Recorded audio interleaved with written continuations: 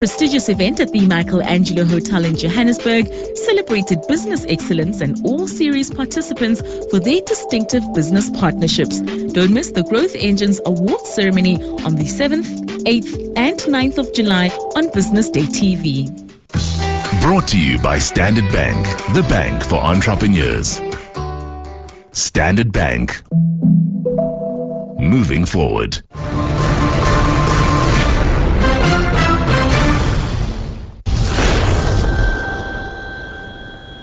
Fast-growing economies and a burgeoning middle class. That's the story many multinationals are chasing in Africa, but they face many challenges when they get here, not least of all, finding and keeping the right executive skills. Executive search firm Odgers Berndtson interviewed executives from 13 successful companies in Africa, and partner at their Sub-Saharan Africa division, Guy Lundy, joins me now in studio. Guy, thanks very much for coming in. So I should imagine having the right people in be key to success when a multinational is entering a new country. Absolutely. And the interesting thing is that the right people is different to what perceptions have been over the last 20, 30 years. I think traditionally people have looked at the right people as being politically connected people.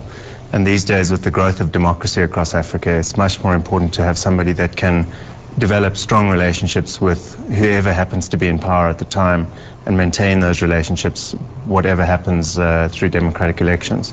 Of course, we can't look at Africa as one homogenous landmass, 54 countries. So I'm sure in some countries it does pay to be politically connected. In other countries, as you point out in the survey, you have to show the correct politeness to technocrats and politicians and the likes. Absolutely. I think the reality, though, is that most countries outside of South Africa are smaller. Populations are smaller, the economies are smaller, and as a result, the distance is closer. So you do rely on government quite heavily. But increasingly, with international companies coming in which are subject to the Foreign Corrupt Practices Act, Bribery Act, etc., you're starting to see more and more discipline being brought into the markets in terms of reducing the reliance on pieces of paper that pass undetected. Is there also a shift away from just bringing the whole expats community across with you to man your workforce? That has definitely shifted. So traditionally what many companies have done as they've operated in Africa and set foot on the ground is to rely heavily on expats. And all of the companies that we spoke to have reduced their reliance on expats dramatically. So one company, for example, was at one stage, they had over 800 expats. They've now reduced to around 70, 75. So you can see a significant shift away from the reliance on expats. That's partly because it's harder to attract expats. They don't need to go on an assignment to go and see the world, so they need enticement, which becomes expensive. But it's also very dependent on governments across Africa, which are increasingly anti-companies just shifting expats onto the ground. So is that a factor outside of South Africa as well, where local hiring laws are changing? Absolutely. Countries that have been suggested as being very difficult for getting expats into include places like Zimbabwe, Angola, Mozambique, Zambia, Botswana. All of those countries are very determined to improve the amount of local skill that operates in business in those countries. So South Africa is certainly tough, but it's not alone in Sub-Saharan Africa. Is it getting more difficult in South Africa to obtain those work permits for foreign expat workers? We've definitely seen an increase in the difficulty that businesses have to place expats on the ground here. The new regulations in South Africa, the immigration laws, have made it very difficult to get work permits, and work permits, it's become very lengthy. So more and more companies are trying to avoid it. Purely for bureaucratic reasons, not because they feel that the expats wouldn't bring something solid to their businesses. Does that make competition for local top talents more difficult and more expensive? It does. Certainly in the countries outside of South Africa, I don't think that it's had a significant impact on South Africa itself, but in countries like Nigeria, Kenya, Ghana, your pool of executive talent is relatively small to start with. And they know that they are in demand, and they are being constantly approached by more and more companies as they move into the continent. And so they're prices going up. Is it all about price, or is it also about working for the right companies, so those recognized global brands, Guy? It absolutely is about working for recognized companies as well. So you'll see companies that have solid consumer brands that are well known in the markets. They find it a lot easier to attract senior executives because there's kudos attached to working with a company that's well known by your entire community. It's more difficult for smaller companies. Very often what they have to do is to be found attractive in other ways, through things like international accreditation, training, international postings, various other things like that. One of the things that we were warned about is, or told about, is that sometimes there are people that look for positions within a smaller company in order to get an international posting, which kind of defeats the object. Guy, what's your feeling at the moment? Are you seeing a slowdown perhaps in the growth that those multinationals are experiencing in Africa? So we talk about vast growth rates and burgeoning middle classes, but many companies not finding those burgeoning middle classes when they land on the ground, I'm sure, and particularly given the slowdown in the commodity space at the moment. I think that what is happening is that there's been two extremes to a large degree over time.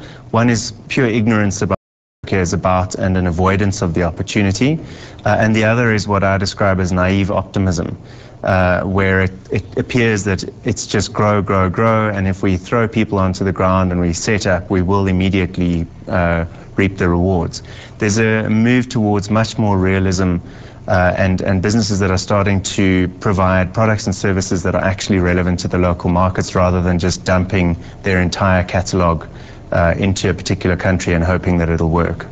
So when we see companies like Nestle saying they're going to be scaling back their local workforce, does that perhaps make it easier to attract that talent when there isn't so much opportunity out there?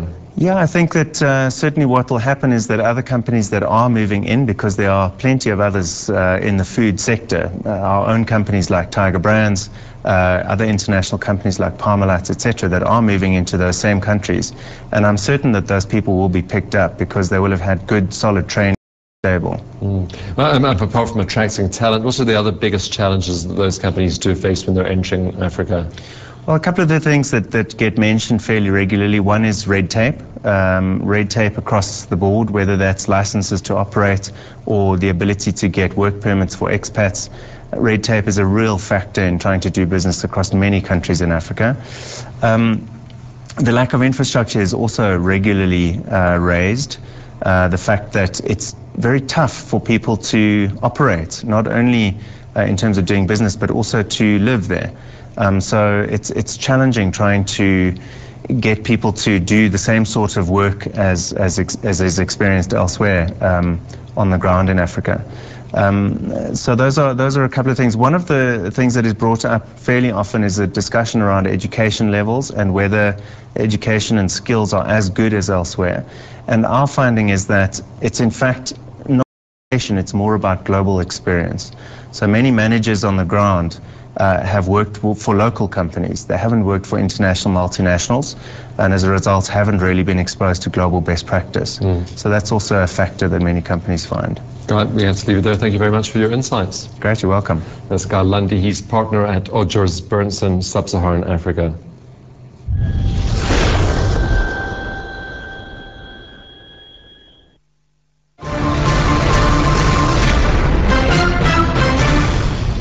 Garth McKenzie, founder of online trading site Traders Corner, trades his 250,000 Rand throughout the year, while showing you exactly how to trade like a pro. Don't force trades. Wait until there's something clear that looks good to do and then act on it.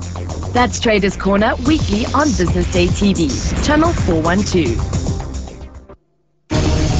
Traders Corner is proudly brought to you by IG.